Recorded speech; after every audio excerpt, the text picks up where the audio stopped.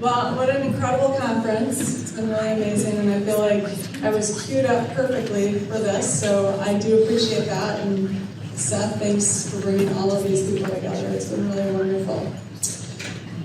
So, I was told actually, maybe 3 or 4, driving from Chicago. I grew up in Chicago, Oak Park, a suburb right outside of Chicago, driving up to northern Wisconsin. We had a place about 6 hours north and a bunch of property, loved it. My dad, he was a retail banker at the First National Bank of Chicago, was a business guy, so he'd work a long day, a long week, we'd all pile up in the car, we'd start driving off. And this particular evening, I'm in the back seat with my 2 brothers. We're in our station wagon, our awesome, wood-paneled station wagon, driving up north, my mom in the front seat. My brothers and I are bickering. My brothers are probably torturing me, and my dad's getting frustrated and more frustrated, and says, the next peep I hear out of you, I'm pulling over, taking my belt out. And I said, peep. Thinking I was being cute, helping my dad, I was going to fix him, I was going to fix his mood, I was going to help him, he was going to feel better. But sure enough, he pulls over, he gets his belt out, and it was very traumatic, as you can imagine. I mean, I'm 3 or 4 years old, trying at that point, we talk about young kids, I'm trying at that point to help my dad, to fix my dad.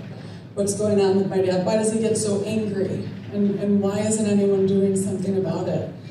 He struggled with addiction. I then, I think it was 7 or 8, tried cigarettes. And I loved how cigarettes made me feel. I mean, they just took me, my grandparents smoked, so I thought, looks cool. When I was 7 years old, self-medicating, started drinking at maybe 10, started smoking pot, doing all of these things to help me feel better. I didn't know what was going on. Why can't I help my dad?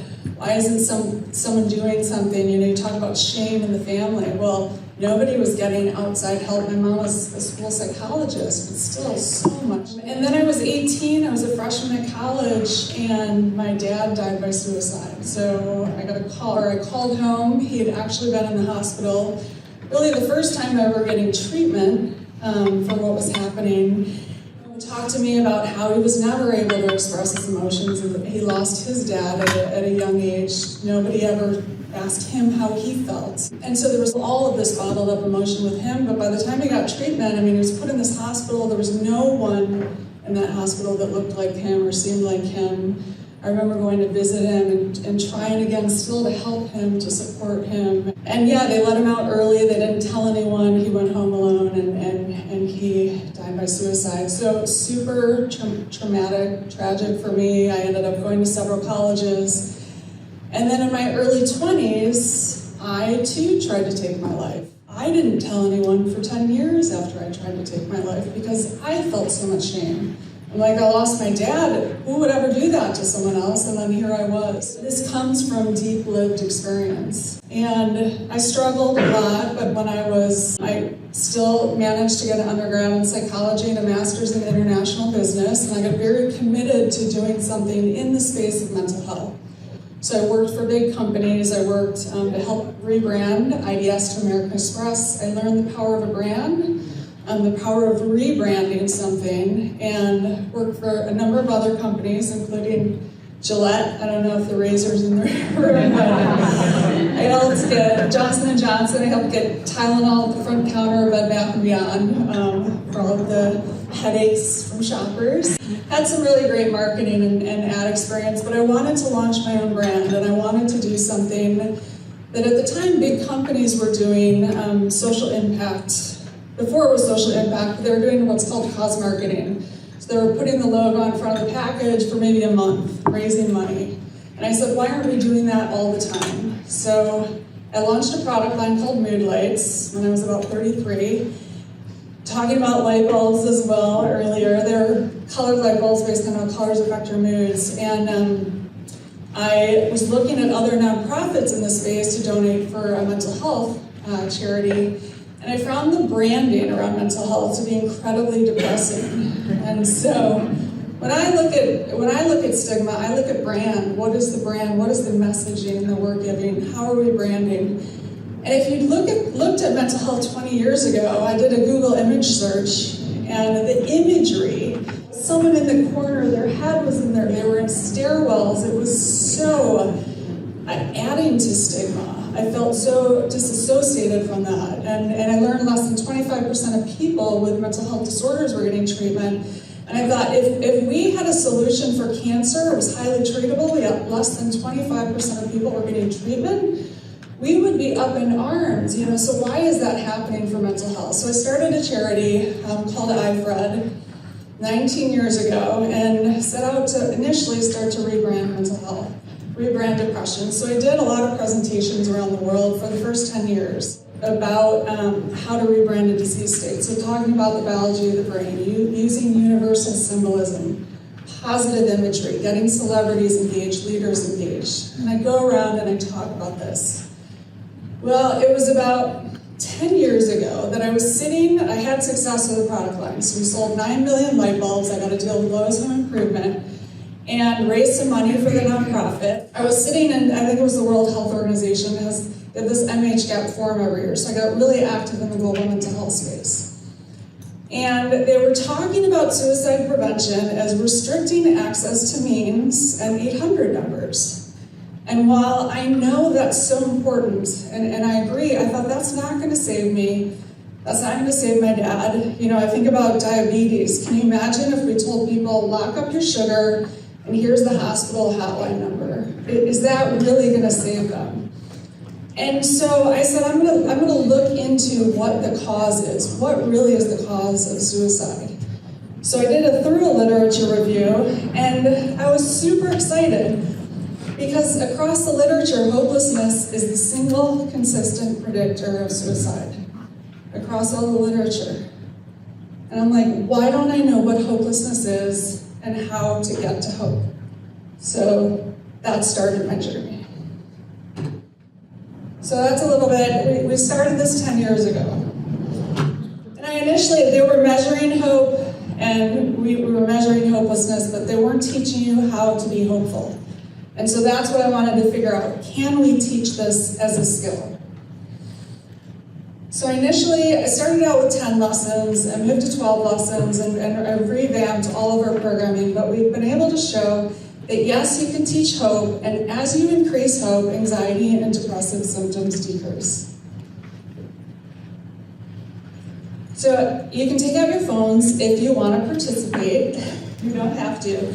But this is how we're measuring hope. This is a validated hope scale developed by Sarah Snyder. We have a children's scale and adult scale. They've been studying hope around the world for a very long time. This is how we're measuring hope. So you can start to get a pulse and a sense of where people are in their hope. And it's a really important indicator for everything, in the workplace, in the schools, in the healthcare systems, in your athletic teams, all different spaces, and for your mental health. I was super high in hopelessness. I was very low in hope growing up. I didn't know how to solve my problems. I didn't have a future orientation. And here's the thing about hope. It doesn't matter where you are in your hope score. If you're not taught how to be hopeful, how can we expect kids to be hopeful? And you can learn how to be hopeful, but it's skills. You've got to practice skills to become hopeful. So this just gives us a flavor of what we're talking about when we talk about hope science and how to improve hope around the world and individuals' hope.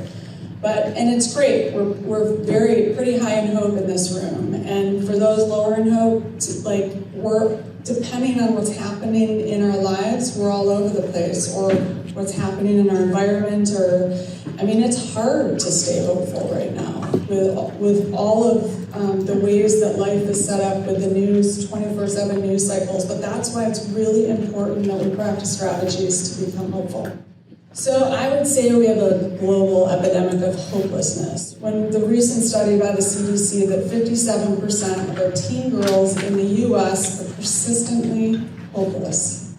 That number is just shocking to me. 57% of our teen girls in the US persistently hopeless. It is very high in the LGBTQ plus communities. in the lower income, in marginalized groups. Hopelessness is learned. So to me, we as a society are teaching these kids to be hopeless.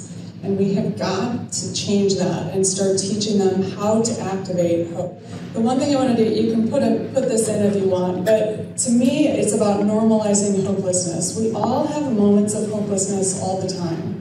Hopelessness isn't a disease. There's not something wrong with you. It's a normal part of life. If you have despair and you feel helpless about something, you get cut off in traffic. That's a moment of hopelessness. It's really how you manage that moment of hopelessness that matters. It's going to predict if you turn to violence, addiction, self-harm, or if you do something positive to help kind of regulate that moment to get to a more positive place. So this is how I developed my framework on hope. There are a lot of researchers on hope. The thing about hope science is it leaves out a lot of the mental health work that I think is so important in that emotional despair. So I looked at hopelessness and the definitions around hopelessness as both motivational, so you feel helpless to do anything, and also the despair, which is that emotional component. How do you manage despair and get to positive feelings? If I look at just getting out of helplessness, I might take action, but I might smoke a cigarette or take a drink or do something that's not healthy. So I really want to work on my emotions as well. So that's kind of how we developed the framework around hope. And there's a lot of research. I won't get into all the science of hope here, but the power of hope. There are so many studies they've done as it looks at outcomes as it relates to hope. GPA, I talk to kids about athletic abilities and their performance, more so than their abilities. They've done a really cool study on hope. It's a better predictor of how well they do in sports. So academic achievement, it reduces suicidal ideations and behaviors, increases workplace productivity, reduces anxiety and depression. The cool thing about hope is a protective factor for anxiety and depression, and so the more hopeful you are, the less likely you are to have anxiety and depression. And the reverse isn't necessarily, so the more anxiety and depression you have does not predict your future level of hope, which to me is something great as someone with lived experience. If I can increase my hope and keep my hope high, it's a protective factor for anxiety and depression, so I can keep those at bay. And I'm really grateful to say that I've celebrated 19 years of recovery, and I've been really healthy for many years, and I believe it's because of my commitment to these skills we teach for hope. I'm a representative at the United Nations for the World Federation for Mental Health, and I work to get mental health in the SDGs, and I think hope is a really important strategy as well for SDGs for any of you that do global work, because the higher in hope we are, the more likely we are to set and achieve ambitious goals. If we're in hopelessness, a persistent state of hopelessness, we're not achieving what we want in life. And so this is the framework. It's called the Shine Hope Company because, I spent many years researching this, and about 4 years ago I started doing mental health consulting. I'm not the best at running nonprofits, so I got back to the company. I put the mood factory to the side so I could focus on hope, because to me this is so exciting. I mean, if we can solve for hopelessness, we can end suicide. I truly believe that, we've got to ensure everyone's taught. And so I got very focused on the hope, and so about 4 years ago I started company. I started initially with consulting, and then I created a college course, an evidence-based college course that actually teaches college students how to hope. But recently came up with this mnemonic through my company based on all of what we know about hope, and this is how we teach hope. So the 5 keys to shine hope: the stress skills, happiness habits, inspired actions, nourishing networks, and eliminating challenges. I'm going to cruise through these. You guys will get the presentation. I do want to leave just a couple minutes for questions. I got more into my story at the beginning because I thought it was so important to talk about that, to bring that into the room and to why I do this work. And we talked about it, talking about it so much in the addiction framework as well. So these are our stress skills, how we identify and manage our stress response. I mean, if every child knew this, and even every adult, I look at what happened with Will Smith at the award show, and when he was triggered, and the adrenaline, I could see it in him, the adrenaline, norepinephrine just flooding through his body, inability to access the upstairs brain as we teach our kids, in the downstairs brain, in the reactive. He destroyed everything that was so important to him in that, quick reactive time. And, my dad did that as well. Like, you don't manage that stress response, you're going to end up as an addict, you're going to end up in jail with eating disorders. All of these things. I've been diagnosed with anxiety, depression, PTSD, an eating disorder, ADHD, and suicide attempts. But fundamentally, I think I have hopelessness. And I don't know how to manage my hopelessness. And so once I start managing my hopelessness, all of these things go away. So this is our first key. Again, we're going to skip the engagement part. We talk a lot about allostatic load in our programming, the upstairs and the downstairs brain, to really simplify it for young kids. Happiness habits is the second. It's those long-term healthier habits, the nutrition, exercise, gratitude, utilizing our strengths, purposeful living. So these are the things that we teach in our programming when we teach how to hope. Inspired action. So a lot of the work on hope is goal direction. So how do we set goals? How do we overcome obstacles to goals? Re-goal when we need to. This is a framework that we teach throughout all of our programming. We talk about nourishing networks, so how do we cultivate strong networks? Who are we hanging around with? Are they healthy for us? Are we healthy for them? We teach skills for this. How do we make friends? If we're feeling lonely, what are strategies for connection? In college, this is a big deal. Like, you're at a new place, what are strategies you can use to connect with other people?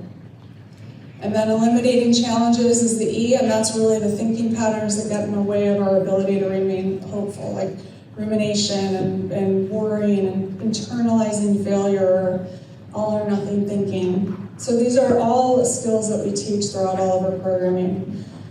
So this is kind of our SHINE framework. This is how we're now teaching it, and the aim is to create really a global brand around hope, where we're teaching and we're talking at the same time. We started in education. We would program Hopeful Minds for young kids, 3 lessons. We have a 16 lesson. We have police now teaching hope to young kids. We just launched a teen program. Our teen program, we had teens involved in the development of it. It's a peer-to-peer method for teaching hope to each other. I basically took what we had with a group of teens, and I said, okay, how can you guys teach each other how to hope? Because I know that we're not going to come in and teach you this. So they love it. Just finished that. And meets the, I know we're not saying SEL, I really promote that it meets national health education standards now. We've really gone through how the program does this.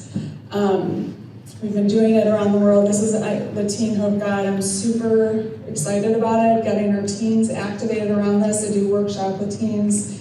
And they say to me, I tell them, you guys are learning how to be hopeless from us. And these are the outcomes of that. If you want these outcomes in life, you've got to teach yourselves how to be hopeful. I know there's so many challenges, and we can argue for our limitations around these, but you also can take it in your hands and learn how to use this to fill your own purpose and mission in life. I have a Hopeful Minds that's on the college campus course, which are 10 modules, and I took experts in global mental health, happiness. These are some of our experts. Dr. Myron Belfer is my advisor. He's a Harvard Catalyst.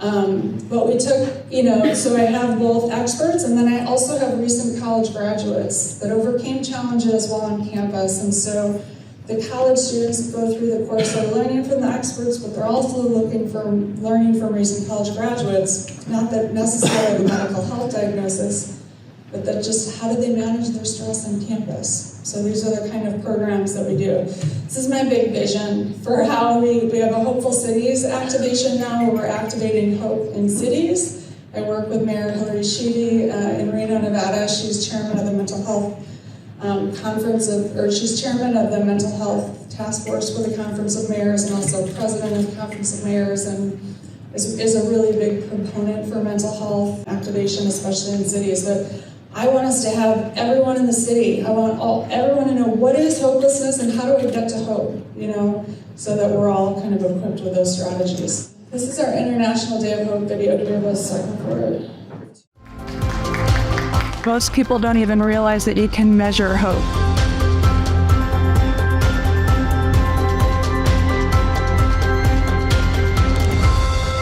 My hope and our hope is to spark and plant the seeds of something that'll be meaningful for all of us. Please join me in paying respect to the Lenape people as the indigenous people of Manhattan and Lenape booking their homelands where we are today. Most people don't even realize that you can measure hope. So you can measure how hopeful you are, and you can actually practice skills to become more hopeful. Through research and through experience, there's now ample evidence that hope is no longer an amorphous concept. The Hopeful Minds curriculum that teaches all ages how to focus on hope and positivity is more critical than ever. But no way speaks about the other side of the coin, the hopeful side. And hope is about each moment, focusing on appreciating things that we do have. What got me through this challenging time was hope. And higher hope has been associated with better academic achievement, better self-esteem. This also has a financial implication that's important for society. I also realized that staying level-headed and using hope skills can keep you on the right path. Are you ready to be a hope warrior? Hope is a people, hope is a community, hope is a way of moving through life. You're going to change somebody's heart and somebody's mind. What we know is that hope can be taught, and it must be taught. Taking care of hope and feeding it and nurturing it and letting us fly upon its back. Hope is a verb. Hope is about action.